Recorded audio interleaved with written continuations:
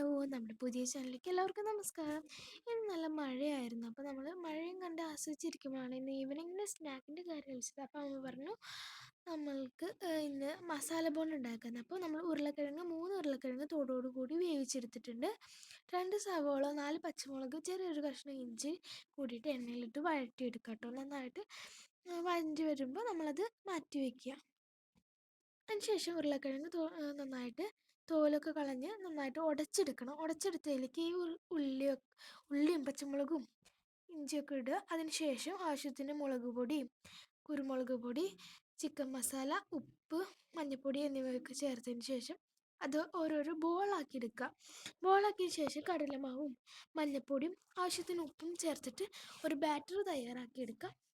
ബാറ്ററിലേക്ക് ഈ ബോൾസൊക്കെ ഇട്ടിട്ട് അത് ഒന്ന് ചുറ്റിച്ചെടുക്കുക. ബോളൊക്കെ ഫുള്ളായിട്ട് ബാറ്ററിലായിരിക്കണം. എന്നിട്ട് എണ്ണയിലേക്ക് ഈ ഒരു ബോളും ഇട്ട് കൊടുക്കുക കേട്ടോ. അങ്ങനെ നമുക്കിത് വറുത്തെടുക്കുകയാണ് ചെയ്യേണ്ടത്.